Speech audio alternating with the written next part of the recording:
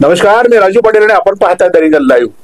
मित्रांनो, आपल्या आजच्या कॉफी विथ रिंगण या मालिकेमध्ये सहभागी होत आहेत लातूर जिल्ह्याच्या कृषी विभागाचे कृषी आणि पशु संवर्धन विभागाचे माजी सभापती श्री गोविंदराव चिलकुरे साहेब, की ज्यांनी संभाजी पाटील निलंगेकरांच्या नेतृत्वाखाली, अरविंद भैया पाटील निलंगेकरांच्या नेतृत्वाखाली 2019 ते 2022 या काळामध्ये लातूर जिल्हा परिषदेचं नेतृत्व केलं. लातूर जिल्हा परिषदेच्या कृषी आणि बांधकाम या दोन्ही विभागाचं नेतृत्व केलेलं आहे. संभाजी पाटलांचे अतिशय खंदे समर्थक म्हणून ते ओळखले जातात आणि निलंगा तालुक्यामध्ये खास करून शिराणपा या भागामध्ये त्यांचं काम अत्यंत प्रभावीपणे सातत्याने चाललेलं असतं. गोरगरिबांच्या प्रश्नाबरोबर त्यांची नाळ जुळलेली असते. लोकांचे प्रश्न आपल्या नेत्याच्या माध्यमातून सरकारी पातळीवर जे जे प्रश्न आहेत ते सोडवण्यासाठी सातत्याने प्रयत्न करतात आणि नेतृत्वावर, आपल्या पक्षावर अतिशय प्रामाणिकपणे विश्वास ठेवून. मित्रांनो, काय झालं की अलीकडे कार्यकर्त्यांचा पक्षावर, पक्षाचा कार्यकर्त्यावर किंवा या सगळ्यांचा नेतृत्वावर कोणाला विश्वास राहिला नाही. जरा एखादी गोष्ट मिळाली नाही की कार्यकर्ते पक्ष सोडून निघून जातात, हे आपण सर्वांनी पाहिले. अशाही परिस्थितीमध्ये गोविंदराव अतिशय निष्ठेनं आपले नेते संभाजी पाटील निलंगेकर, आपले नेते अरविंद भैया यांच्या नेतृत्वावर विश्वास ठेवून मजबूतीने काम करतात आणि आता थोड्या दिवसामध्ये पुन्हा ते जिल्हा परिषदेच्या निवडणुकीला सामोरेही जाणार आहेत. आज आपण त्यांच्याशी गप्पा मारणार आहोत. गोविंदराव रिंगणच्या स्टुडिओमध्ये आपलं हार्दिक स्वागत. खरं म्हणजे लातूर जिल्ह्याच्या जिल्हा परिषदेमध्ये कृषी आणि बांधकाम किंवा कृषी आणि पशुसंवर्धन या विभागाचे सभापती म्हणून आपण काम केलेलं आहे. आपल्या भागामध्ये आपलं कामही खूप मोठं आहे. आता निवडणुका लागतायत, पुन्हा एकदा निवडणुकीमध्ये जाण्याचा आपला विचार आहे. नमस्कार पाटील साहेब, पहिल्यांदा मी तुमचं मनपूर्वक स्वागत करतो आणि खऱ्या अर्थानं रिंगण लाईव्हच्या माध्यमातून तुम्ही जो सामान्य माणसाचा आवाज उठवताय आणि लातूर जिल्ह्यातल्या एका चांगल्या कार्यकर्त्यांना या ठिकाणी व्यासपीठ निर्माण करून देत आहे, त्याच्याबद्दल तुमचं अभिनंदन आहे. तुम्हाला शुभेच्छा आहेत. धन्यवाद. आपण म्हणाला त्याचप्रमाणे आमचे नेते माननीय संभाजी भैया पाटील निलंगेकर साहेब असतील आणि आम्ही ज्यांना मॅनेजमेंट गुरु म्हणतो, हे मॅनेजमेंट गुरु मराठवाड्याचे मॅनेजमेंट गुरु ही पदवी खऱ्या अर्थानं सार्थ आहे त्यांच्या बाबतीत. त्यांना म्हणजे त्यांचं काम बघून जनतेने दिलेली पदवी आहे. करेक्ट आहे. आणि त्यांचं जे उत्तम नियोजन असतं, आम्ही त्यांना मॅनेजमेंट करू, त्या नियोजनाच्या माध्यमातून त्यांना ही मिळालेली पदवी आहे. करेक्ट आहे. त्या दोघांच्या नेतृत्वाखाली काम मी बऱ्याच दिवसापासून शिरोणपा असेल, निलंगा मतदारसंघामध्ये काम करतो. भारतीय जनता पक्षात असताना आमचा उद्देश एकच असतो, सर्वसामान्य माणसाला न्याय मिळाला पाहिजे. ओके.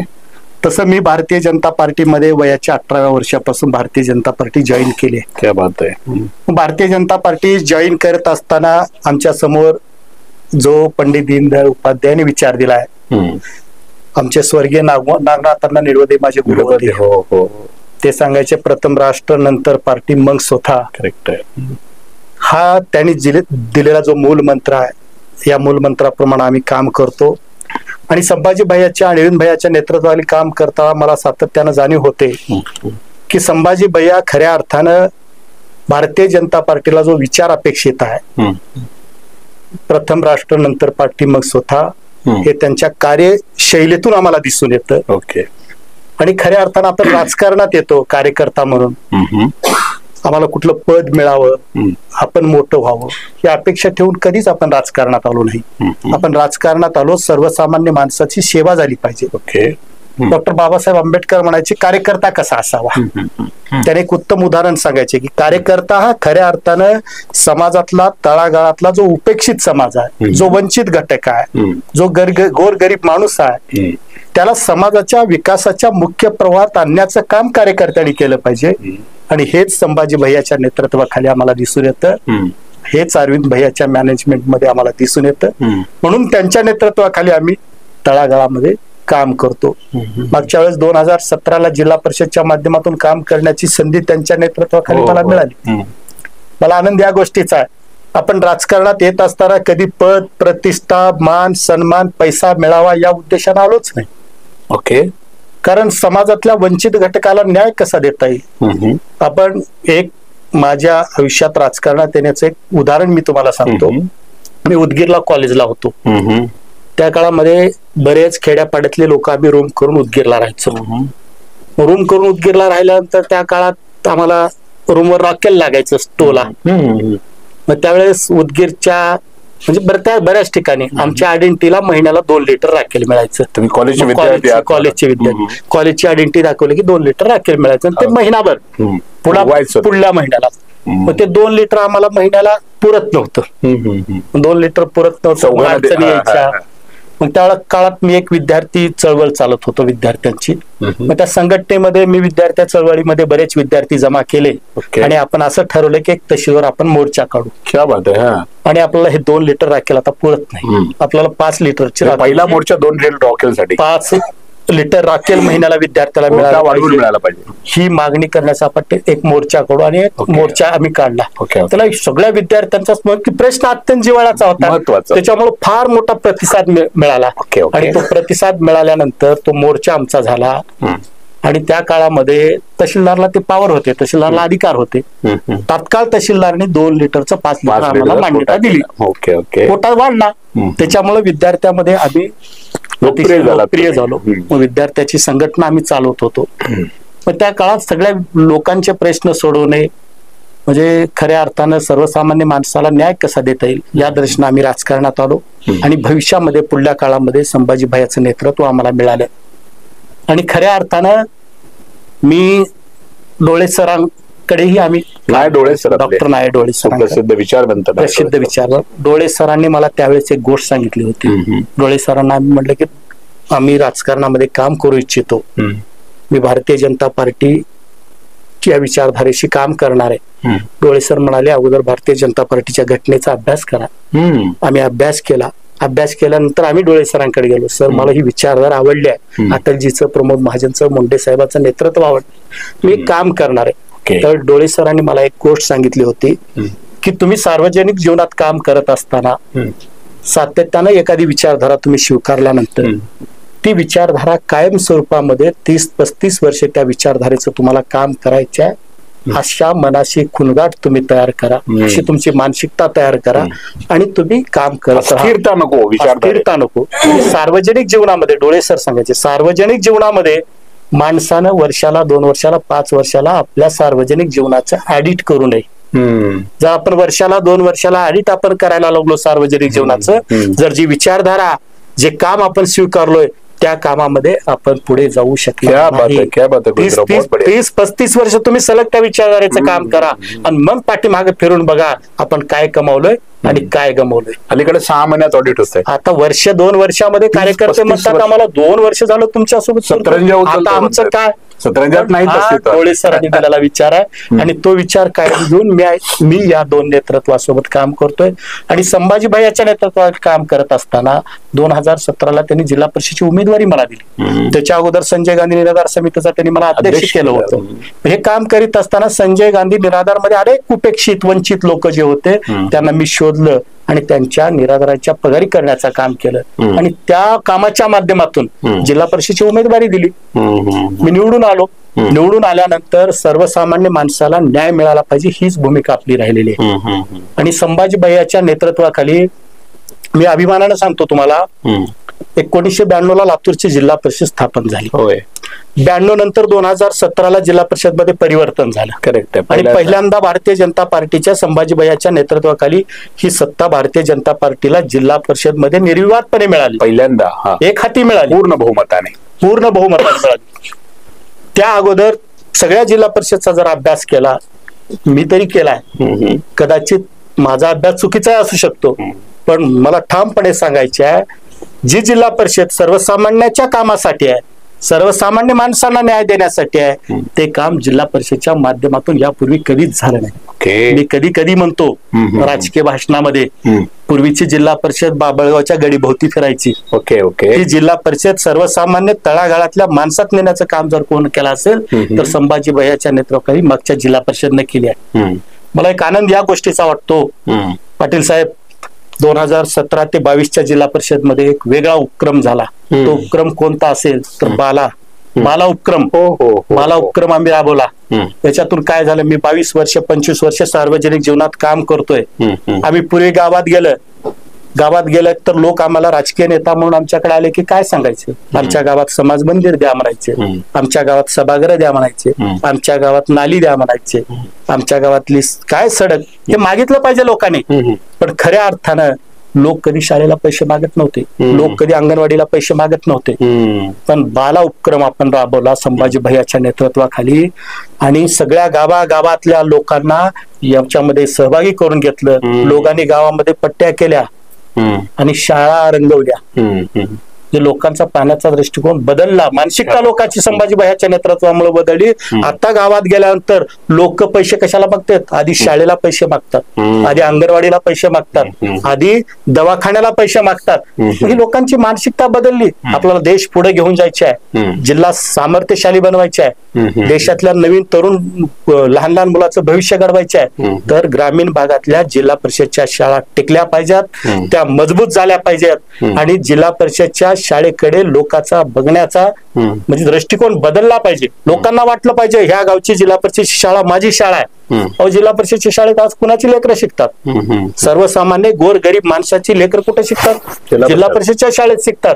तुमचे सगळे धंदाटग्या लोकांची लेकरं इथे इंग्लिश स्कूलला शिकत असतील, पण गोर गरिबाच्या मुलासाठी ग्रामीण भागातल्या जिल्हा परिषदच्या शाळा टिकल्या पाहिजेत, जिल्हा परिषदच्या शाळा सक्षम झाल्या पाहिजेत. आणि ते करण्याचं काम जर कोण केलं असेल तर मागच्या जिल्हा परिषदनं केल्या आणि संभाजी भैयाच्या नेतृत्वाखाली केल्या. या गोष्टीचा आम्हाला सार्थ आहे. गोविंदराव, माझा प्रश्न असा होता की निवडणुका लागले, पुन्हा निवडणूक लढवण्याची इच्छा आपल्याला आहे? साहेब, मी भारतीय जनता पार्टीच्या विचारधारेचं काम करणारा कार्यकर्ता आहे.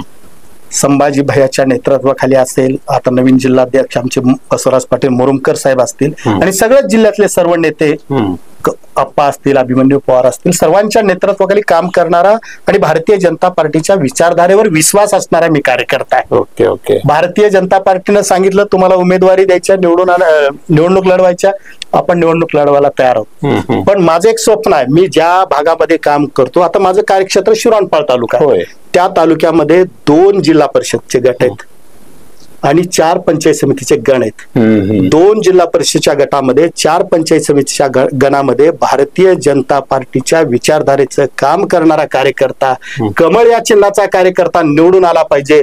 हे माझं काम आहे, हे माझं स्वप्न आहे किंवा हेच माझं ध्येय आहे आणि यासाठीच मी काम करणार आहे. आणि खऱ्या अर्थानं त्या ठिकाणचे 2 गटातले आणि 4 गणातले 6 उमेदवार ज्यावेळेस दिवशी निवडून येतील त्यावेळेस खऱ्या अर्थाने मी निवडून आल्यासारखं आहे. काँग्रेस पण मोठी ताकद लावते तुमच्या मतदारसंघात आता.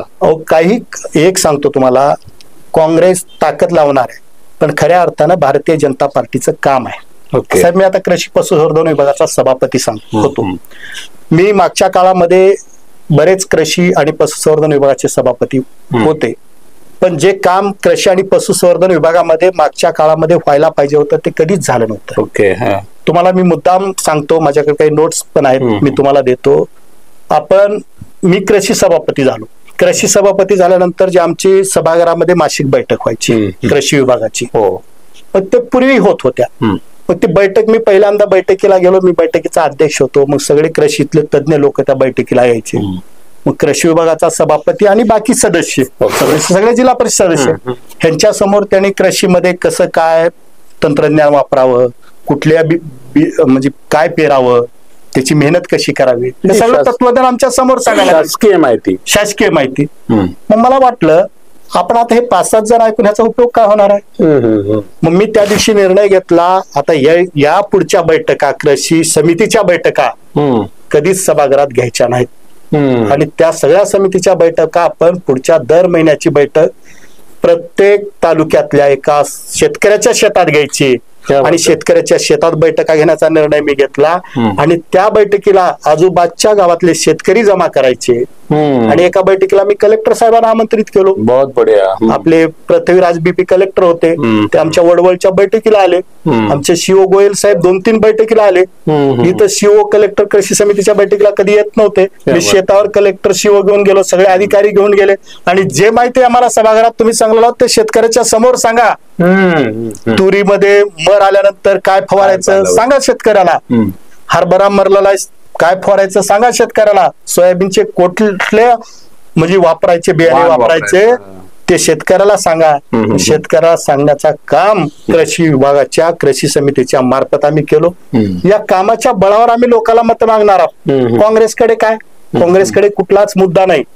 पशुसंवर्धन विभागाचं काम याच पद्धतीनं आम्ही केलं. एक तुम्हाला पशुसंवर्धन विभागाचं सांगतो तुम्हाला, आम्ही सभापती झालो त्या काळामध्ये कोरोना आला होता. दुर्दैव आमचं तेही. बरोबर आहे. सभापती झाल्या 2-3 महिने तर एवढं मोठं भयंकर लॉकडाऊन लागला, आम्हाला घराच्या बाहेर निघता आलं नाही. 5-6 महिने वर्ष आमचा तसाच गेला. मग त्या काळात पशुवर एक आजार आला होता लंपी नावाचा, तो आजही आहे. मग लंपी आल्यानंतर कोरोनामुळे सरकारचं लक्ष सगळं कोरोनावर होतं, लंपीकडे सरकारचं लक्षच नव्हतं. म्हणजे लंपीचा तेवढी चर्चाही झाली नाही कोरोनामुळे. मग लंपीला घ्यायला लस नव्हती, लंपीला लसच नव्हती आमच्याकडे उपलब्ध आणि शासनाकडून कुठून पैसे येत नव्हते. मग त्या काळामध्ये सगळे अधिकारी आपण लंपीला लस आपण घेऊ शकत नाही, आपल्याकडे पैसे नाही. आमचा एक जिल्हा परिषद शेष फंड होता, जो शेष फंड आम्हाला माझं कार्यालय दुरुस्त करण्यासाठी आणि माझं क्वार्टर दुरुस्त करण्यासाठी दिला होता. मग मी म्हणलो आपण कार्यालय दुरुस्त करणं गेलं तर भाग नका, भागतंय. म्हणजे आपलं म्हणजे जे काही निवासस्थान आहे ते दुरुस्त करणं गेलं तर भागतंय का, भागतंय. मग ते पैसे निवासस्थानावर आणि कार्यालयावर न खर्च करता मी त्या पैशातून लंपीची लस खरेदी केली. बेडूर आम्ही लस आणलो आणि लातूर जिल्ह्यातल्या सगळ्या पशुला लंपीचा आम्ही लस दिली. त्याच्यामुळं पशुसंवर्धनाचा जो होणारा पशुची हानी होती ती टळली. हे काम आम्ही करू शकलो.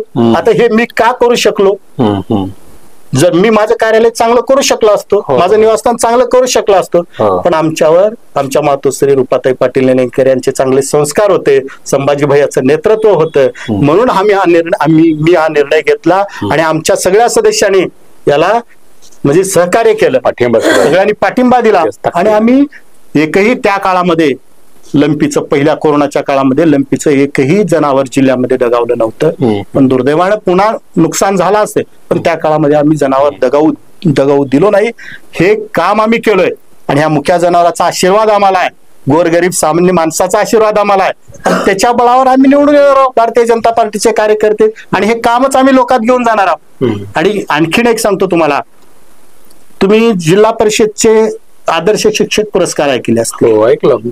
आदर्श शेतकरी पुरस्कार कधी ऐकलेत का? नाही. आदर्श शेतकरी पुरस्कार सुद्धा दिले जायचे जिल्हा परिषद कडून, पण निवड केली जायची. यशवंतराव चव्हाण सभागृहामध्ये शेतकरी बोलवायचे, त्यांचे त्या ठिकाणी त्यांना सत्कार करून म्हणजे पुरस्कार दिले जायचे. मग मी एक वेगळा उपक्रम केला. आमच्या इथं साकोळला एक डोंगरे नावाचा शेतकरी होता, त्याला राज्य शासनाने आदर्श शेतकरी पुरस्कार दिला होता. मी जिल्ह्यातले सगळे 2 वर्षाचे पुरस्कार काढले होते. म्हणजे 2 वर्षाचे जवळपास पशुचे 100, पशुसंवर्धन विभागाचे 100, कृषी विभागाचे 100 आणि इतर सेंद्रिय वगैरे शेती असे 50, 250 ते 300 शेतकरी पुरस्कार द्यायचे सपत्नीक. मी त्या डोंगरेच्या शेतात बोलवले आणि संभाजी भैयाच्या उपस्थितीमध्ये एक मोठा भव्य दिव्य कार्यक्रम केला.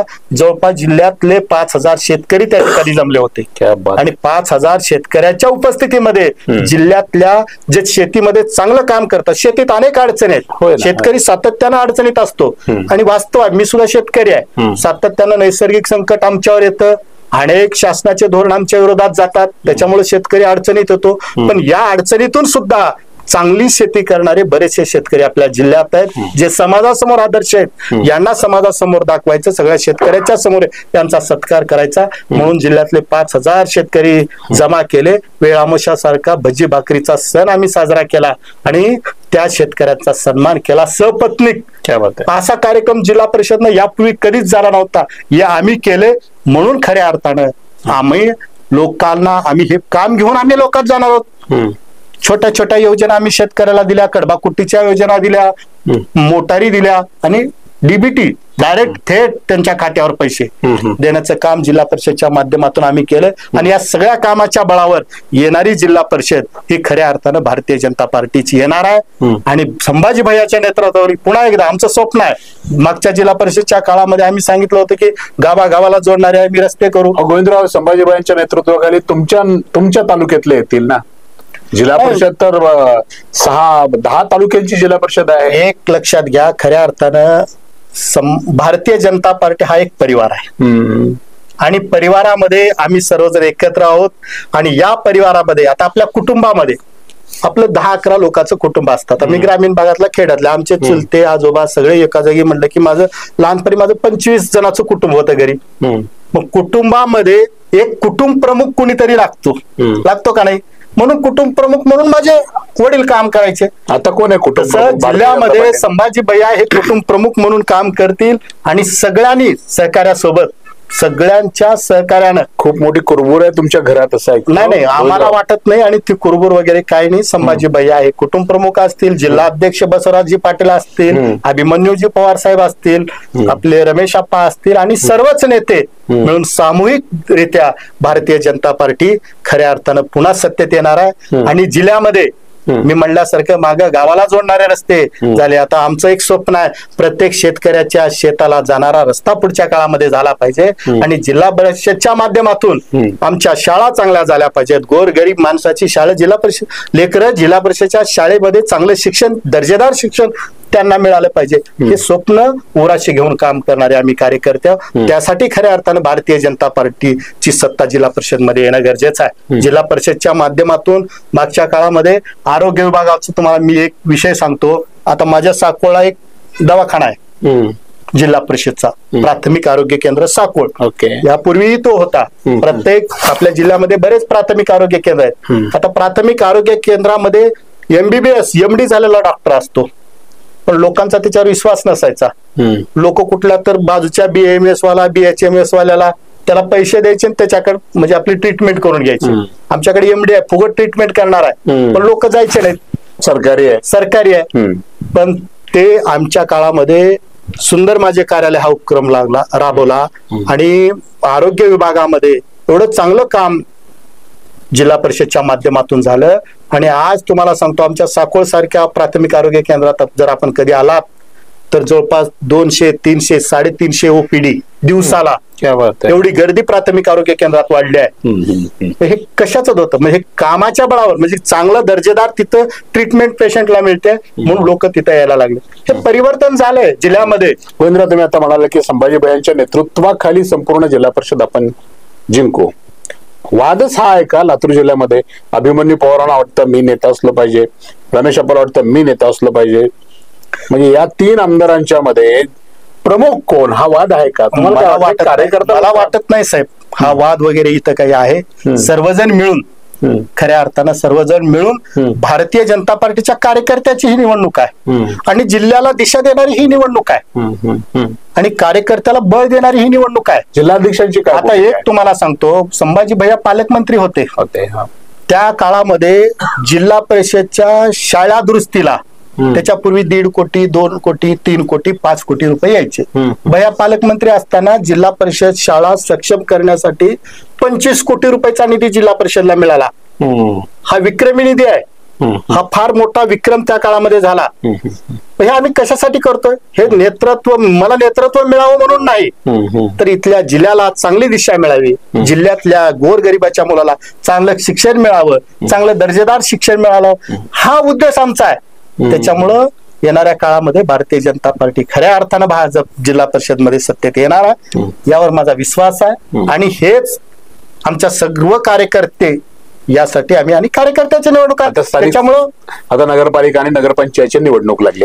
काय राहील नगरपालिका निलंगा काय राहील किंवा तुमच्या नगरपंचायतीच काय राहील? नगरपंचायती आता आमची श्रावणपाची नगरपंचायत आहे, त्याची निवडणूक आणखी 1-1.5 वर्ष पण नाही, आमच्या इथली कुठली लागले. निलंग्याची नगरपालिका सुद्धा संभाजी भैयाच्या नेतृत्वाखाली भाजपची येणार आहे, त्यामध्येही कुठल्याही प्रकारची शंका नाही.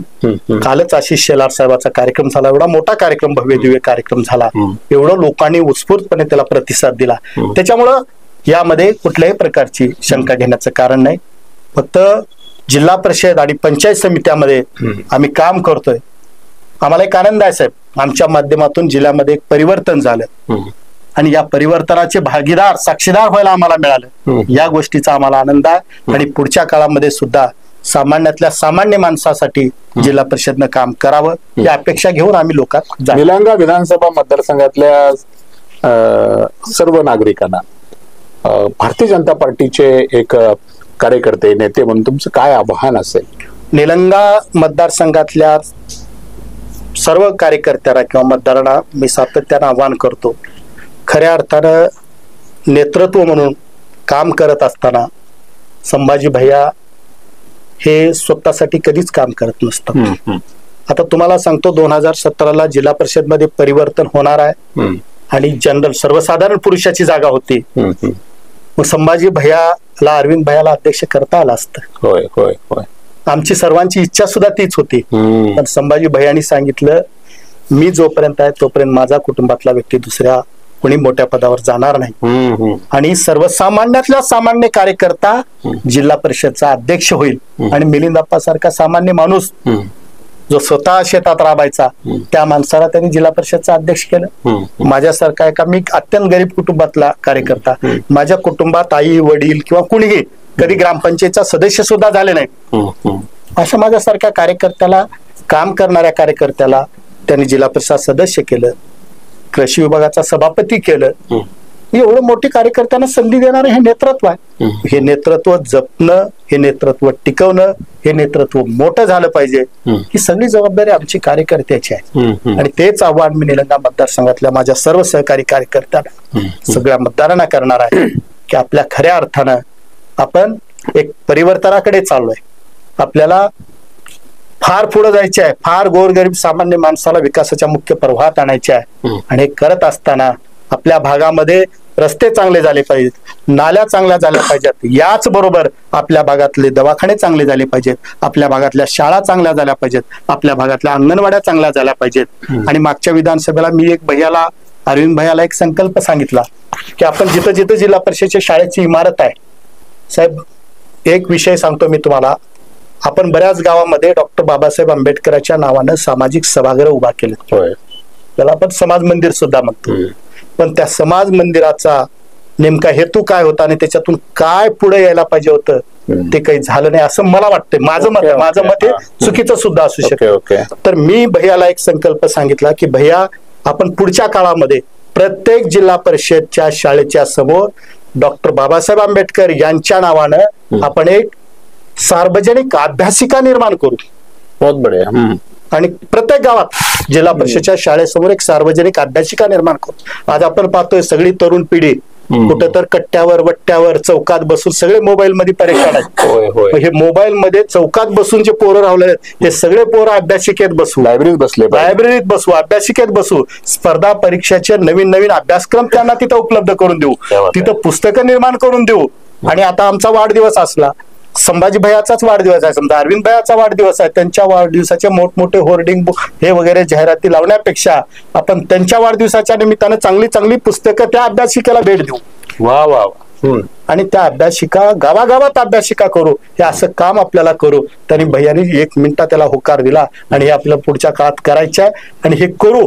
मग हे सर्व करण्यासाठी मी आवाहन करणार आहे लोकांना, यासाठी संभाजी भैयाचं नेतृत्व स्वीकारून आपण येणाऱ्या काळामध्ये जिल्हा परिषद आणि पंचायत समितीमध्ये सगळ्या भारतीय जनता पार्टीच्या उमेदवाराला निवडून द्या आणि एक चांगला संकल्प आपण करूया आणि एक चांगलं परिवर्तन जिल्ह्यामध्ये झालं पाहिजे. आणि हा एक लातूर पॅटर्न होईल साहेब. प्रत्येक जिल्हा परिषदच्या शाळेसमोर आपण एक अभ्यासिका केली आणि सगळी गावातली मुलं त्या अभ्यासिकेत बसवली आणि नवीन नवीन तरुण होतकरू मुलांना एक संधी उपलब्ध करून दिली. काय होईल हो, महाराष्ट्रभर याचं कौतुक होईल. एक चांगला पॅटर्न आपण राबवू आणि पुन्हा देशभरामध्ये हा पॅटर्न राबल साहेब. त्यासाठी येणारी जिल्हा परिषद खऱ्या अर्थानं हेच आव्हान आहे आमचं. यासाठी आम्हाला जिल्हा परिषद मध्ये गोविंदराव गेली 20-22-25 मिनिट लोक तुम्हाला ऐकतायत आणि तुम्ही अभ्यासू आहात किंवा तुमच्याकडे एक विजन आहे, दृष्टी आहे, चळवळ आणि लोकभान, ज्याला आपण लोकभान असं म्हणतो, लोकांच्या प्रश्नाचं भान ज्याला आपण म्हणतो, हे तुमच्याकडे आहे. तुमचे नेते निर्विवाद संभाजी पाटील आहेत, अरविंद पाटील आहेत. परंतु ही अशा पद्धतीची दृष्टी, अशा पद्धतीचे काम करण्याची स्वप्न किंवा अशा पद्धतीची जी उर्मी आहे, ही उर्मी नेतृत्वापासून आलेली आहे का ती मुळात तुमच्या वाचनातून किंवा तुमच्या घरच्या संस्कारातून कुठून पुढे आली? मुळात साहेब नेतृत्व मला एकच सांगतं, तुम्ही लोकात जावा. ओके. मी शेतकरी कुटुंबातला आहे. आमचे वडील सांगायचे मला शेतात जा, शेतात गेले की शेतकाम सांगते. तुमच्यासारखी अभ्यासू नेतृत्व सक्षम आहे, पण नेतृत्वाखाली काम करणारे सगळेच कार्यकर्ते एवढे अभ्यासू नसतात गोविंदराव, की जी दृष्टी तुम्हाला दिलेली आहे. याचं गुपित काय आहे? कसं आहे साहेब, मी आता सांगत होतो, मी शेतकरी कुटुंबातला आहे. मला वडील म्हणायचे शेतात गेलास की शेतकाम सांगते. मग मी शेतात जायचो. शेतात गेल्यानंतर कुठं गाजर गवत दिवस दिसायचं, मग ते मी उपसायचं. कुठलं तर गवत दिसायचं ते बाजूला काढायचं. मग हे शेतानं सांगितलेलं कामच आहे ना. मग नेतृत्वाने मला एकच सांगितलंय, तुम्ही लोकात जावा. मग आम्ही लोकात जातो. मग लोकात गेले की लोक मग सांगतात त्यांची अडचण. कोणी म्हणते मला राशन कार्ड नाही, कोणी म्हणते माझी पगार नाही, कोणी म्हणते आमच्या गावातला हा रस्ता नाही, कोणी. मग ह्या संकल्पना सगळ्या जनतेत गेल्यानंतर जनतेतून येतात.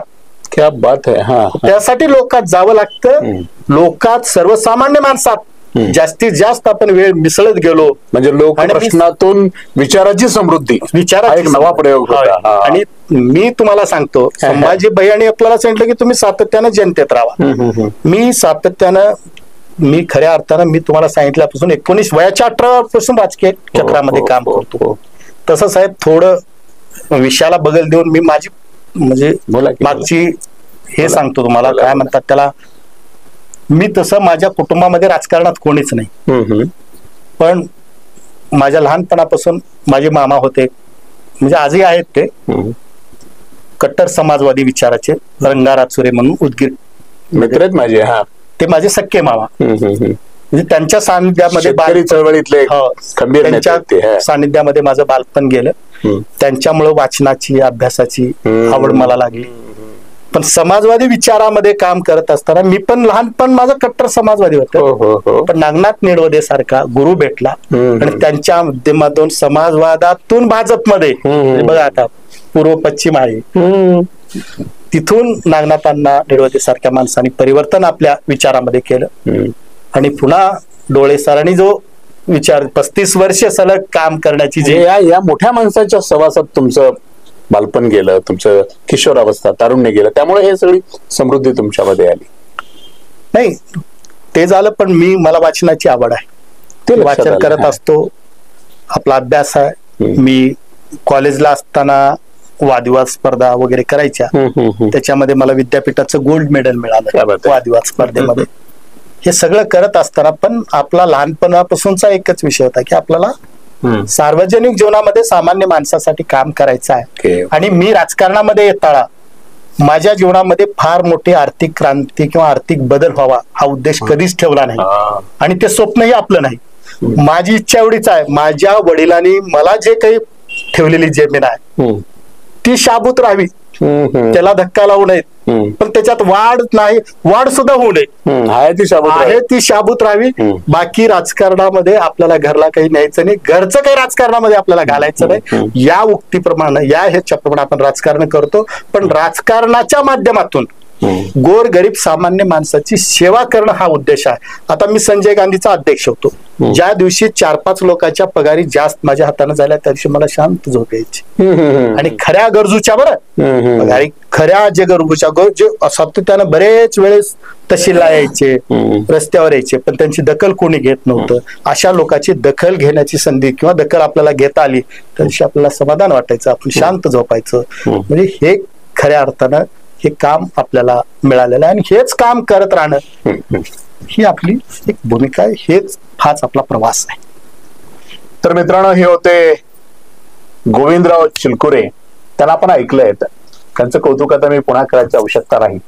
त्यांची वैचारिक बैठक कशी आहे, त्यांची विचाराची झेप कशी आहे, त्यांची दृष्टी कशी आहे, नेतृत्वाच्या प्रती त्यांची श्रद्धा कशी आहे, किंवा नेतृत्व त्यांचं कसं दृष्ट आणि जाणतं आहे.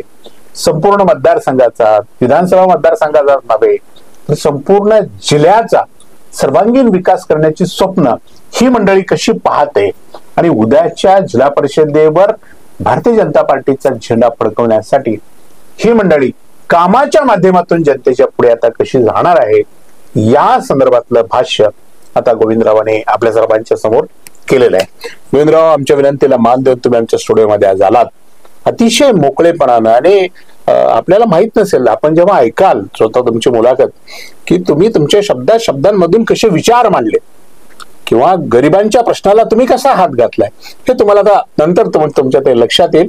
खूप सुंदर असं विचार तुम्ही आमच्या या विचारपीठावर मांडले. मी रिंगणच्या वतीने आपलं मनपूर्वक आभार व्यक्त करतो. धन्यवाद. धन्यवाद पाटील साहेब, आपले पण आभार. आपल्याला शुभेच्छा. असंच आपण रिंगण लाईव्ह आपलं प्रगती करत राहू. पुन्हा पुन्हा आमच्यासारख्या कार्यकर्त्यांना आपल्या माध्यमातून संधी मिळावं हेच या ठिकाणी अपेक्षा व्यक्त करतो. पुन्हा एकदा माझ्या वतीनं, माझ्या तालुक्याच्या वतीनं आपल्याला शुभेच्छा. धन्यवाद.